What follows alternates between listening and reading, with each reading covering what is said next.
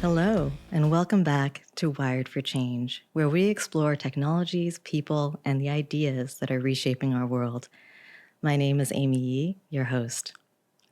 Today I'm joined by the Honorable Sergio Marchi. Sergio has lived a remarkable public life. From community activist and city councillor to member of parliament, cabinet minister, and Canadian ambassador, Sergio has spent more than 30 years at the heart of politics and diplomacy. Sergio's new book, Pursuit of a Public Life, is part memoir, part guide, and very much a call to action for a new generation to step into politics. Here on Wired for Change, we often talk about transformation of organizations, of business, and of society. Sergio's book is about transformation of our democratic life, how people can choose to step forward, how institutions can adapt, and how politics can be reimagined when people bring purpose and integrity into the arena. Sergio, I'm so glad you could join us today. Well, it's my pleasure. Thank you for having me, Amy. Sergio, your book caught my eye personally because I have always felt called, I guess, to help facilitate change at scale. My life took a different direction, but I had dreams of running for public office. It's never too late. Never too late. You're so much younger than I, so you can still do it.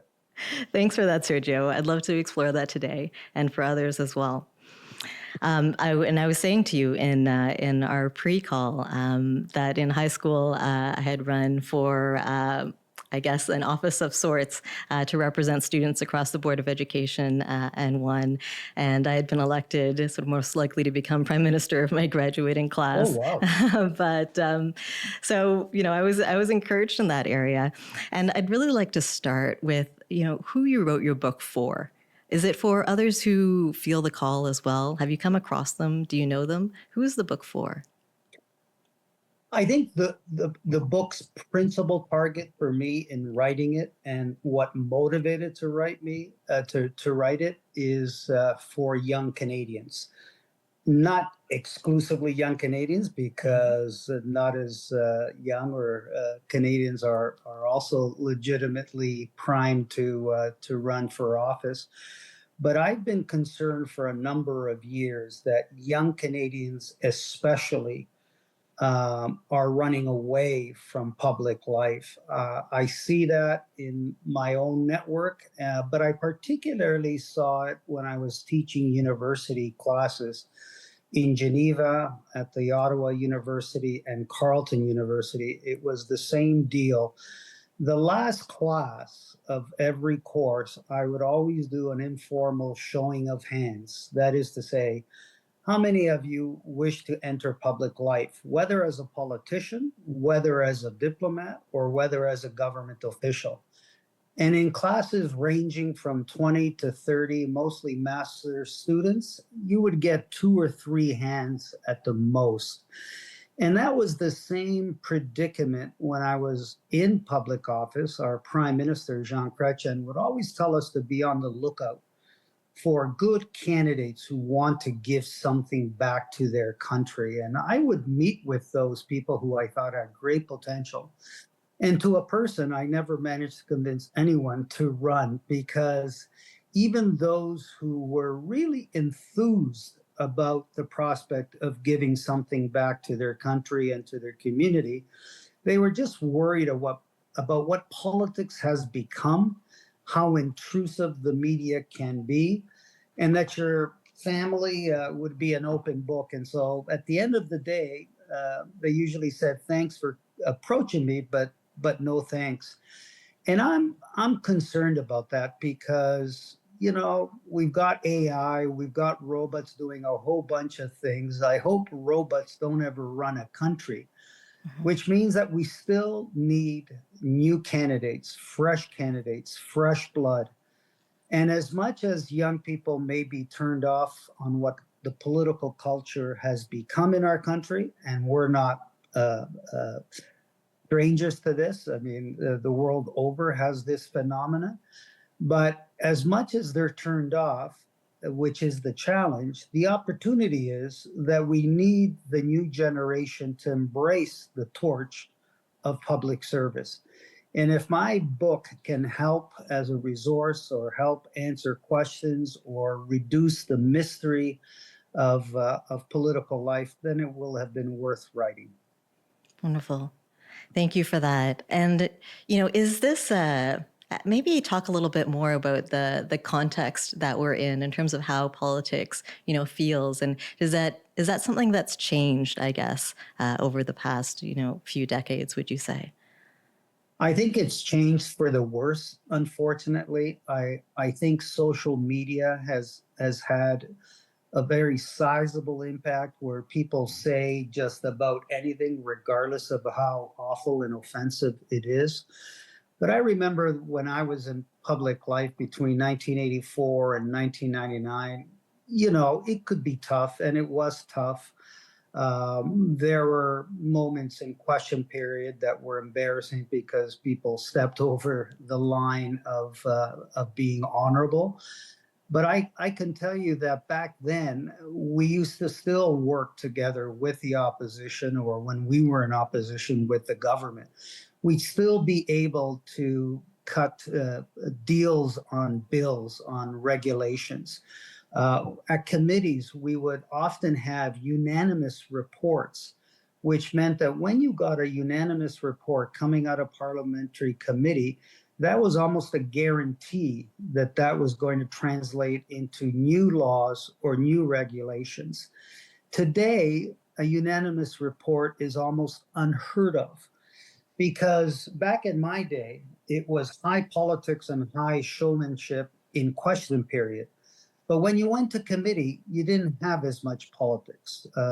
Initially, the cameras weren't on, and so people weren't playing to the TV audience. They were doing the country's business.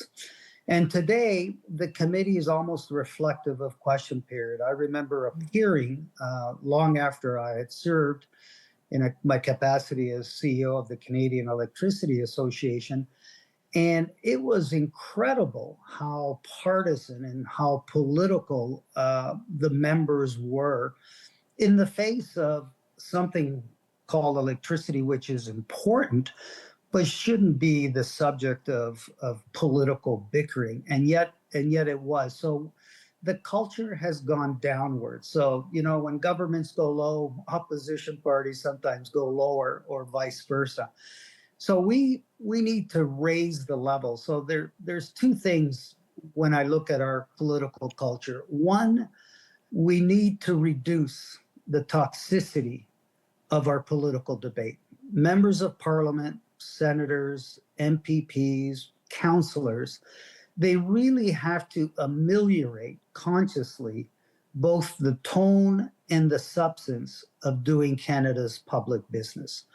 Because otherwise, we won't be effective in doing that business. And secondly, we're sending an awful message to the voters and the citizens, and ultimately discourages people from even thinking about entering the political arena.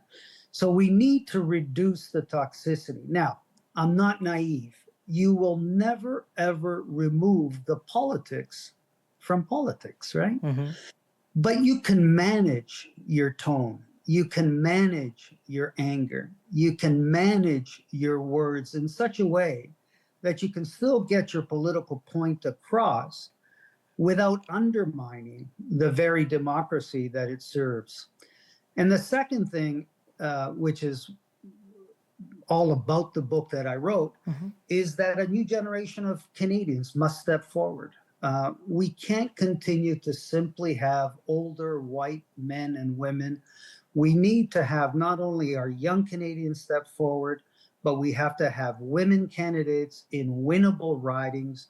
We have to have Canadians of different ethnic persuasions so that ultimately, when we speak of the House of Commons, we want the House of Commons to reflect the reality of Canada today, not the reality of Canada 50 years ago.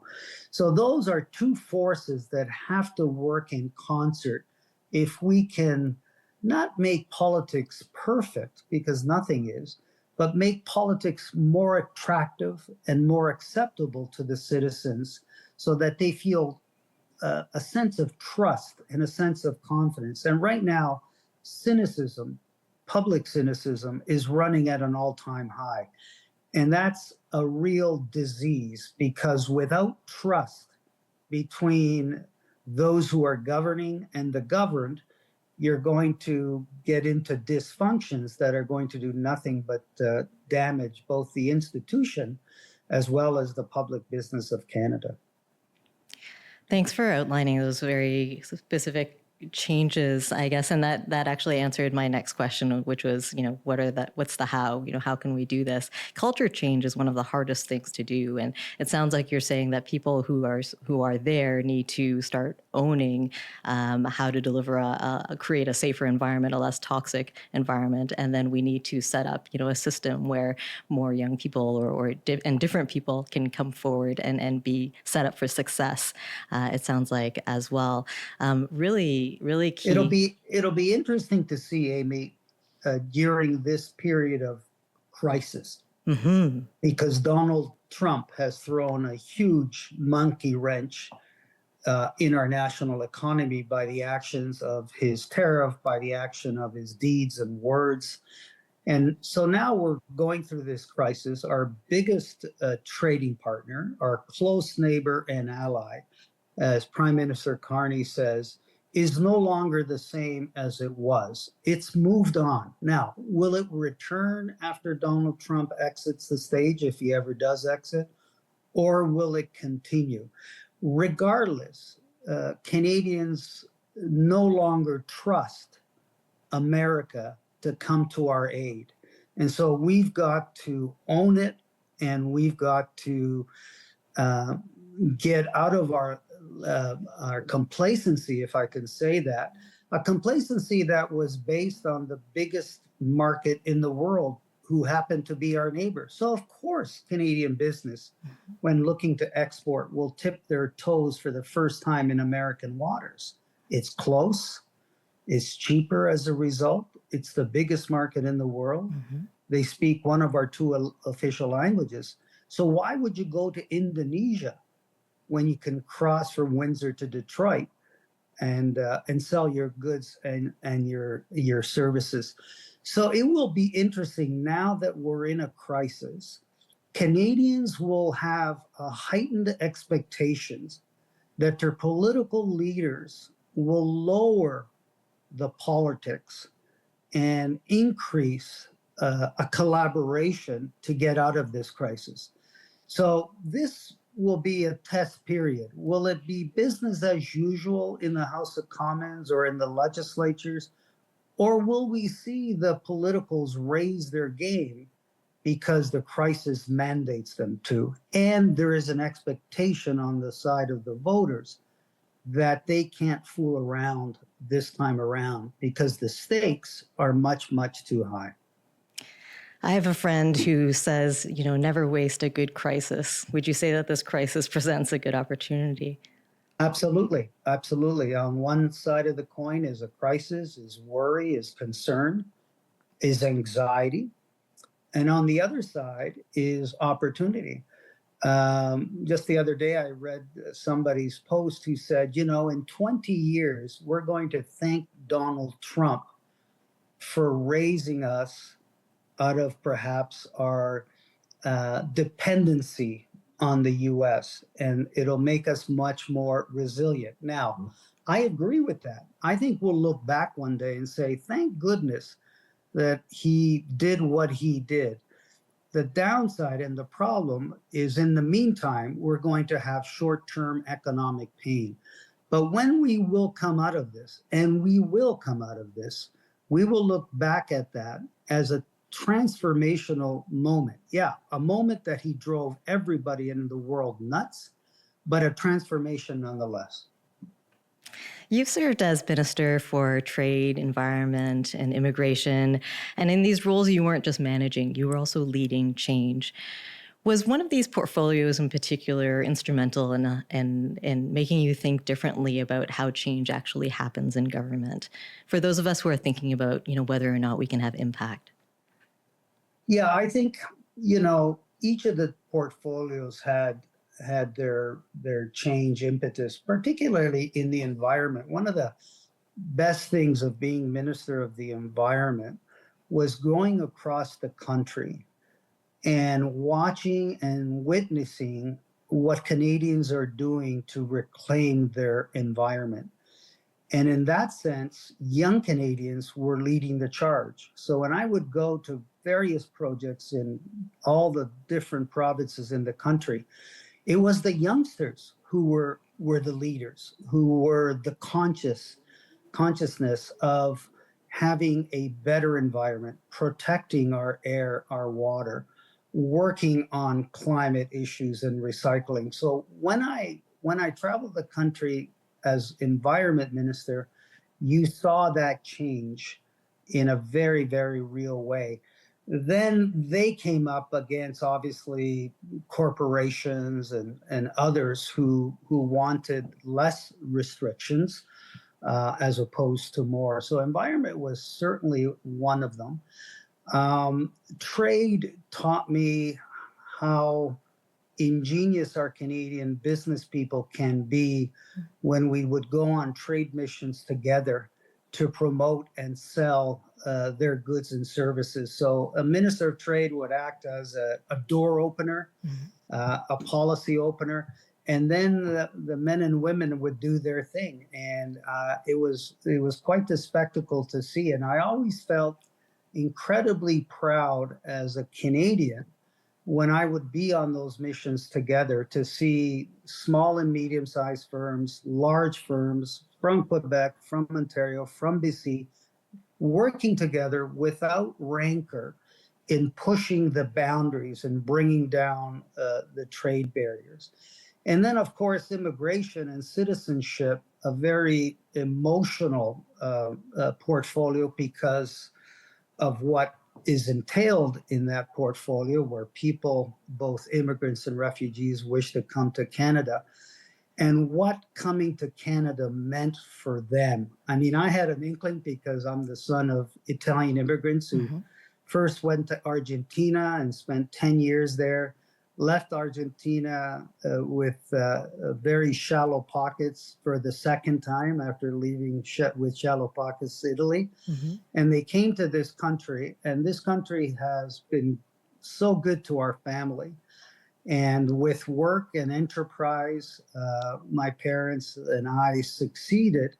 And so the transformation of immigration to people's lives and then to the life of Canada, where we bring in different people, different cultures, and they add a dimension of our internationalism because they serve as bridges to their former homeland. So every portfolio that I've had the opportunity of leading had the element of change. Obviously, it also had the element of status quo, where sometimes you needed to be pushed by your constituents in whichever portfolio that was to increase that change, to raise issues and questions, to not necessarily take no for an answer, and to therefore push that file forward. So the advent of change was there in each of those three portfolios in different ways, but change nonetheless. Thanks for painting a picture of those kind of inspiring takeaways from your experience with those portfolios. You started out as a community activist, right? And so was there a time once you got into government when you realized that change in government was going to be harder and slower perhaps than you had hoped and expected?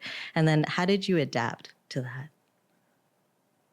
Yeah, it was my community activism that led to my searching for a political life. In the latter part of my high school years and in every year of my university days, I was very active in the community.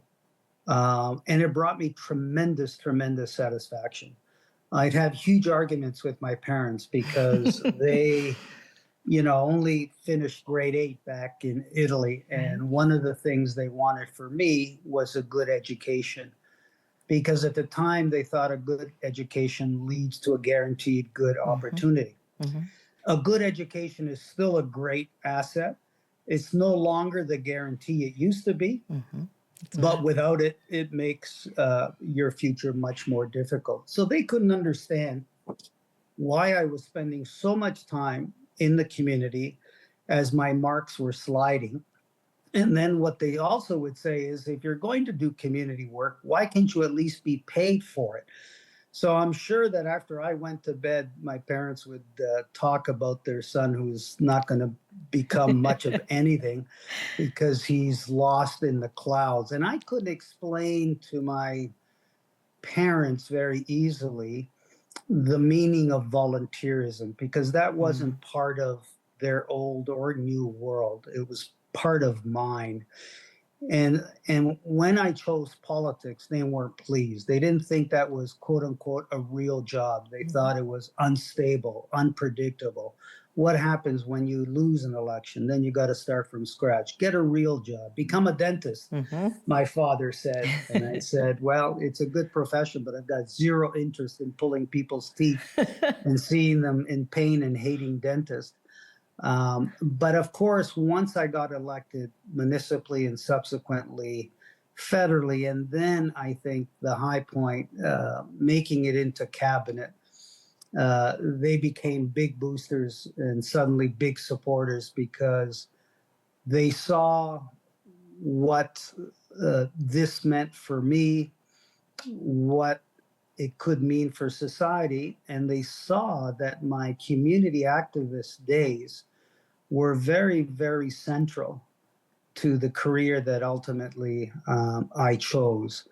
And so the community activism, I think, is probably the best road into politics, because you work for the community, you are creating a network of contacts, you're getting job experience when you need it the most when you're young.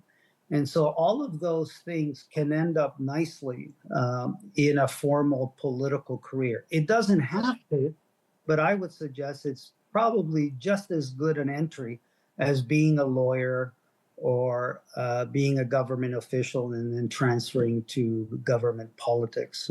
So the community activist in me and the community experience was central. And what I always tell students and young Canadians, I said, if you can afford to volunteer, some can't, some need a paying job.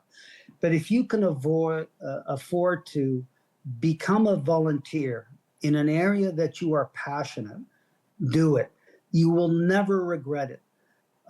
Because it could lead into all sorts of opportunities.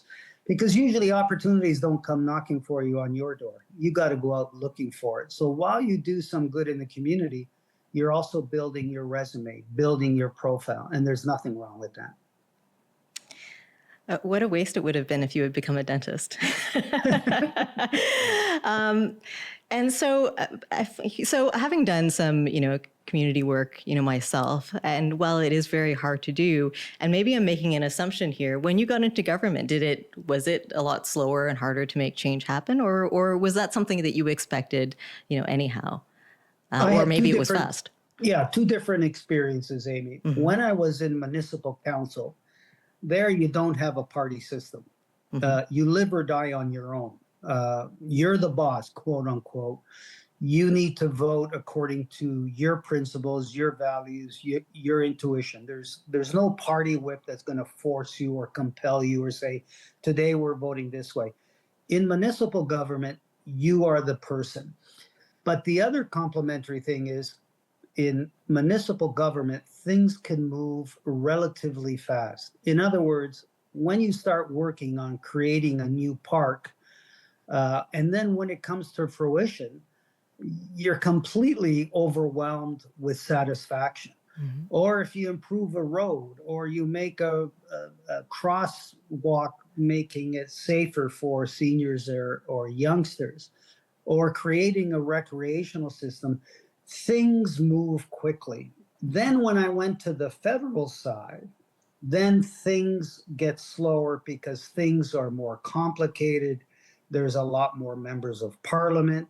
There's political parties. There's policy platform. There's positions that you have to take or not. And all of a sudden, you're part of a much, much bigger wheel. But the payoff in federal public life, like provincial, is when something does happen, it happens right across the board nationally. It no longer happens in one small municipal ward where you get a park or a new school built. All of a sudden, you've got a policy that affects 40 million people across the country and communities across the nation. So municipal politics moves a lot quicker. I think the dividends are slightly smaller. Mm-hmm. And at the federal level, you really have to work at it to get things done. But when you hit a pot of gold, there's nothing like it. It's a bit also like my experience as ambassador to the WTO and UN. There, things move diplomatically a lot slower than in politics. I was used to going 100 miles an hour. Mm-hmm. I show up in Geneva and we're going 20, and I was frustrated. I was trying to figure out, why are we moving so slow? And the reason you move so slow at the UN or at the WTO, because if you got 150, 160 members, then you have to build a consensus, because we don't vote like we do in the House of Commons or at City Hall. It's all done by consensus. So you end up moving as fast as the slowest member is willing to go. So you're forever drawing larger concentric circles in order to bring people in. But again, the payoff of when you agree is that it has worldwide implications. Worldwide implications for trade sanctions, trade standards, trade policies, where all of a sudden something you were part of is now going to be in the rule book for those 160 countries. Nothing to sneer at. But in getting there, it's really, really slow. And so you have to teach yourself about patience all over again. Okay. Sometimes you have to slow down in order to do the right things, right? And Yeah. so, and you've talked about patience. Is there anything else in terms of a mindset shift that might be required by kind of the ordinary person trying to affect change on a national or global scale? I think you can't do it without perseverance. Okay. And it doesn't matter at what level of governance, whether it's municipally, provincially, federally, internationally. You might have the best idea in the world. Your objective may be noble, but there may be 300 people who want to stop you for a variety of different vested interests. Because when you're looking to change, what you're doing is fighting vested interests who like and profit from the status quo in different ways. And so if you don't have determination, if you don't have thick skin, you're not going to reach the goals of your particular work. So perseverance and determination without necessarily becoming frustrated and giving up. Of course, you get frustrated, but the art of politics necessitates that when you're down, you got to get back up. And it was Nelson Mandela who famously said, it's not so much talking about when you're down, you got to talk about when you're back up and get back on your horse. And that is so important because it's so easy to exit the stage when you run into a brick wall. There's nothing easier than giving up. But giving up shouldn't be part of your efforts, because otherwise you don't get to first base. So perseverance, determination is huge. And working with others in building coalitions. In other words, it's not just about you. It's about you trying to convince others. And then when others join the party, it's about listening to them as well. So how you work with people is also extremely important, and it determines whether you're going to succeed. And it's tougher at the federal and provincial level because you have party politics. But even then, you have to find ways of working with people you even disagree with. And the art of the compromise is huge at the federal and provincial levels, because no one ever gets everything they're after. And putting some water in your wine is not a sin, it's not a crime. And that's because life is one big compromise. Whether as a son in a family, or a person in a business, a student in a classroom, compromise is all around us. So sometimes I look at the American system, and you have two political parties now that can't even seem to agree on the color of toilet paper for their washrooms. Mm-hmm. And that is dangerous, because that means division and it means polarization. Some people think compromise is a dirty word because you should keep your idea pristine. Compromise for me is a pragmatic ingredient that is necessary in any political recipe. Without compromise, you won't do things. There's good compromises and there's also bad. It doesn't mean you compromise your values and your principles. If that's the fact, you just walk away. But if it doesn't compromise your values or your principles, and it allows 3/4 of a loaf rather than zero, I'll take the 3/4 instantly. Certainly sounds like an area where a mentor can be very helpful in navigating and finding and using all the different tools that you need in the face of how resilient the status quo, can be, and all the divisiveness that you've talked about as well. So lots to think about there. I'd like to turn to talking about how we help to prepare people to be these change makers a little bit. So you talk about passing it on between generations. Is there something that you think a new generation can change in the way that politics is practiced? I would always hope that new young blood brings in a lot more idealism and energy to solve the challenges of the day. Sometimes older people can be more cynical. Older people can be set in their ways. Older people have certain experiences that dictate. Now, older people are also smart and good and helpful and successful. But I think when I look back at my youth, that's the height of your idealism. That's the height of your dreams for your community or for your country. So there's something that goes with young people that can lift boats in all harbors. And that's what you want to inject in our politics that sometimes is too nasty, too personal, too hard, and loses sight of what you're really supposed to be doing. That's why I'd love for young people to not only get into politics so to serve, but what I tried to say in the book is how satisfying public life can be. Now, is it easy? No.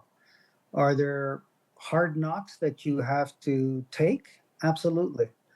But the satisfaction of being elected, the satisfaction of being called to cabinet, the satisfaction on helping your constituents solve their own problems with that level of government, the satisfaction of seeing a bill become legislation, the satisfaction of seeing different people across the country, of getting to know your country better and even getting to admire it even more because of the job is hugely satisfying.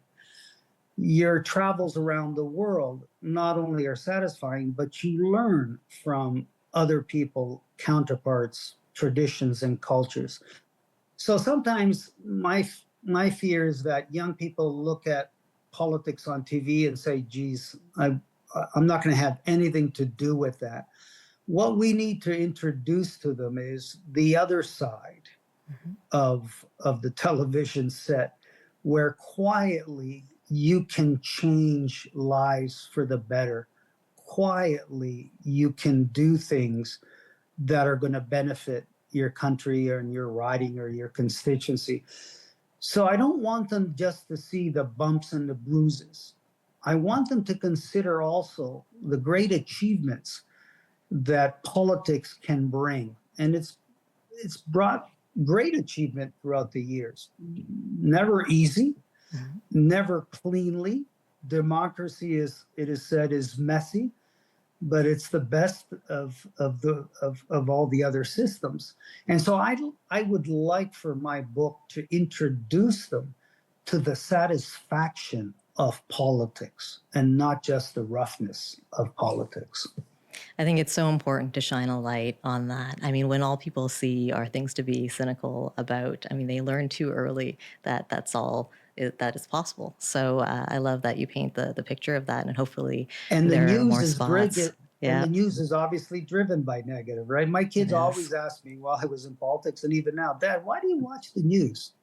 You know, there's deaths, there's fires, there's cyclones, there's earthquakes, there's Gaza, there's Ukraine, there's Russia. Dad, don't get depressed. So you got to go beyond those images. Somehow we, as you said, we have to shine the light on what good people have done in terms of accomplishing things. And you know, our country today is better off for it than it was 50 or 100 years. Not that those political heroes back then were not as good as the ones today, but we have accumulated a lot of progressive thinking in this country. And so we need to expose would-be candidates to the other side of politics that they know less about. Absolutely. Okay, and so let's imagine you've inspired me. I'm going to go run. What is the very first thing that someone should do if they're going from thinking about change to actually wanting to run and take action in that direction? Well, the first thing is I say to people is you got to feel politics in your gut. You got to have a fire in your belly before you have an idea in your head. Hmm. Why is that? Because that fire is going to fuel your actions and enhance your perseverance. So you got to feel it. If you're not sure, then it's best not to get into the business and life of politics. Okay. You have to feel it. Secondly, I always say to people, talk to others who've been in politics or talk to people who are currently in the political arena, because there's no politician that I know of or no former politician who won't talk to a young person about their experiences. I haven't Hmm. met one. Hmm. So I say to young people, don't think you're bothering people. People love it when a youngster says, Minister or MP, I'd like to pick your brain. I'd like to get your advice because I'm thinking of public life. So talk to people, watch people. You know, if you're a student of politics, go to the House of Commons and watch how people act, watch how people speak, watch how people maneuver in committees. Read political biographies where you can gain a huge amount of wealth from all sorts of political leaders who've been up and down and around, right? So educate yourself about what politics is today, and obviously with some thinking, what it could mean for tomorrow. So you need to feel it. You need to talk about it. You need to figure out what your skill set is in terms of the needs of a politician at whatever level. And then, of course, you need to have passion, not to be overly emotional, but passionate. I love some good passionate people. Mm-hmm. I think people follow passionate people rather than not. And so you have to have that fire. You need to have that passion. And then you also have to be a student of what makes a campaign tick. What are your obligations? What are the secret ingredients of winning a campaign? Because you don't want to just run for the sake of running. You want to run for the sake of winning. Now, sometimes you don't win on the first try, and there's nothing wrong with that. No one says you can't run for a second or a third time until you get it right, or until you're mature, or until your ideas are more sellable. But there are a whole bunch of things that go into a campaign. So, for example, the most important part of any campaign, I tell candidates, is canvassing.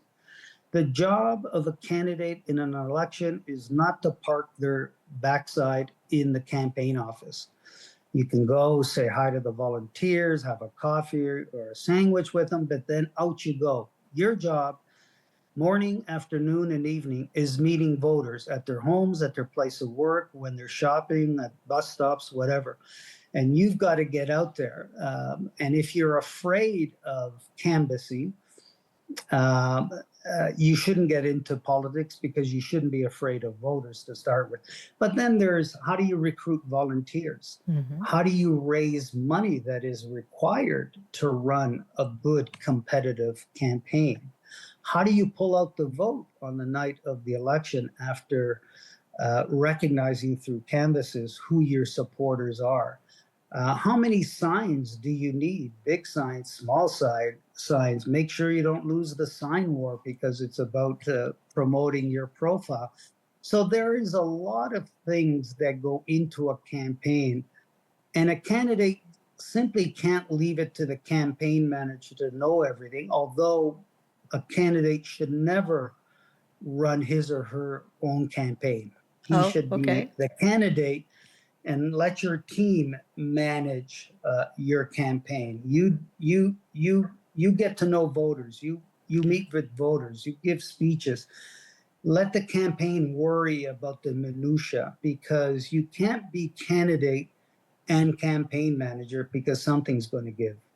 Okay. Okay.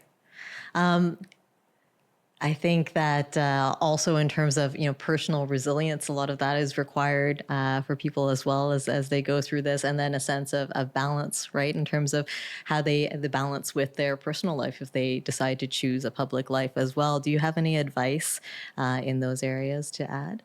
That was, when I would sit down with potential candidates, that was a worry that was pretty high on the list.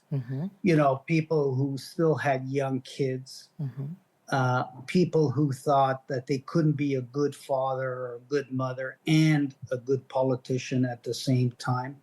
I think you can do both. I think politics and public life is a challenge, because when you're a politician, you're public property, right? It's 24/7. In our democracy, someone can flag you down and give you hell, or give you advice, or you're forever running from one thing to the other. So in Ottawa, my job was in Parliament from Monday to Thursday, and then from Friday, Saturday, Sunday, I'd have to go back to the riding to take care of potholes and local issues, right? Right. And I overdid it. I know initially when I was a young MP, I was ambitious. I wanted to do well, but it meant that I missed a lot of birthdays and anniversaries of my wife and my children, and I regret a little bit that I gave so much of myself to others, and sometimes not enough to them, and that's a price that you pay. So it pays, obviously, to stay close to your family, not to drift, not to find a friend in a bottle, because otherwise, the moment that politics ends, you may be going back to zero. And so it's very important that you mitigate against those threats by saying, look, you have to be able to say no from time to time. Your personal and family space is just as legitimate as your constituents are.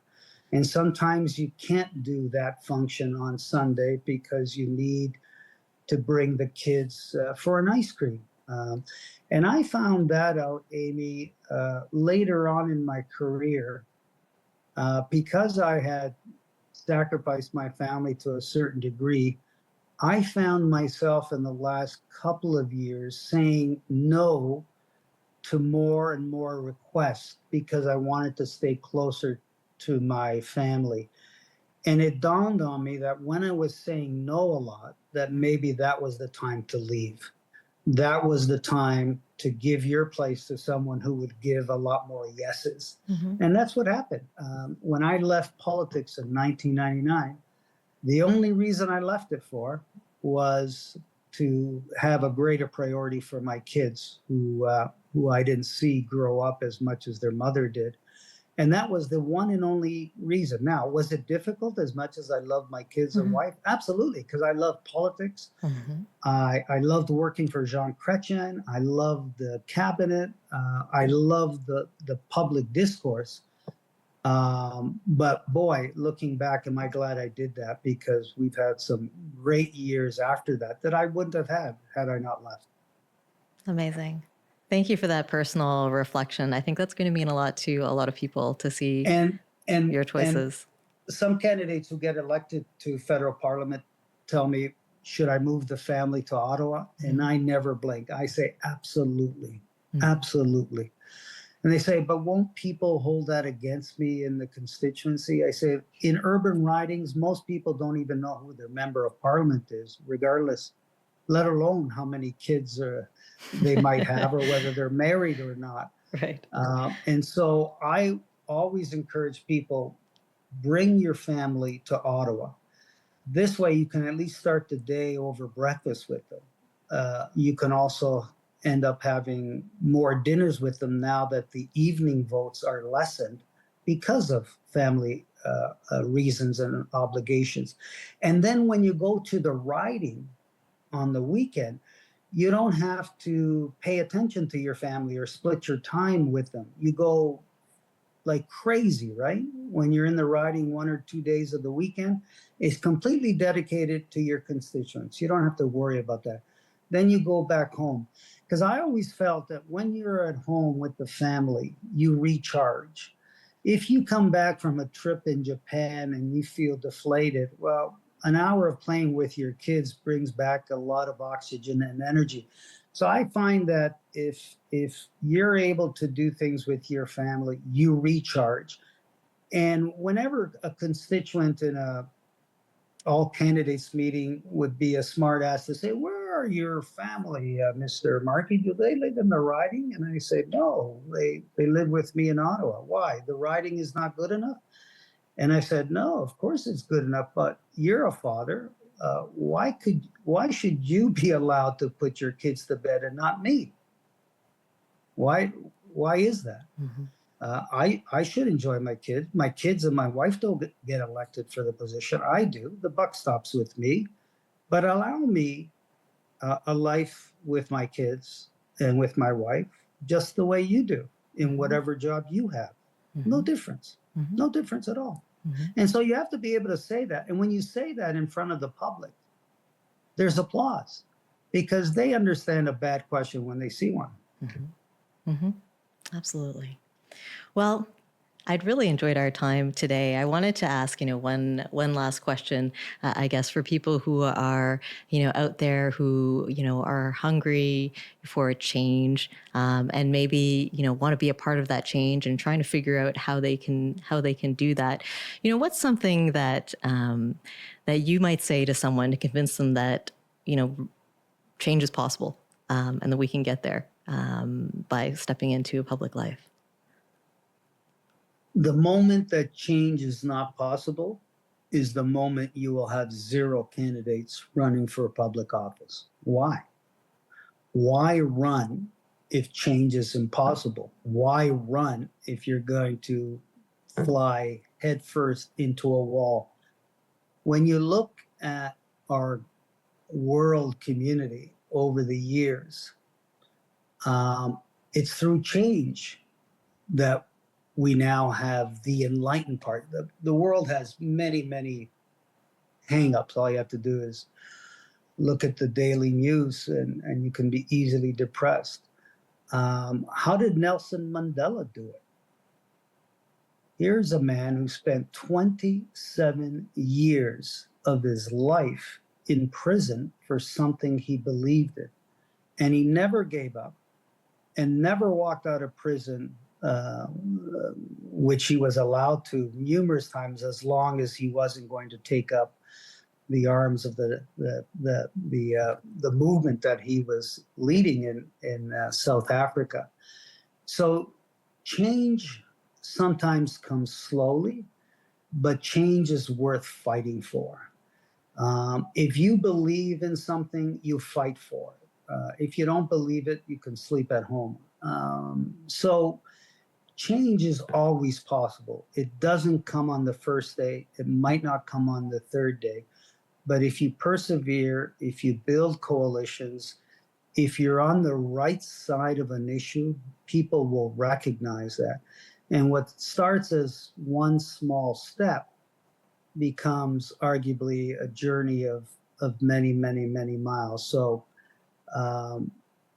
change will only happen if people are prepared to fight for it. And the moment we give up, which is the case sometimes in communist authoritarian governments, countries, right? I mean, how do you get change if you see the end of a rifle when you're giving a speech?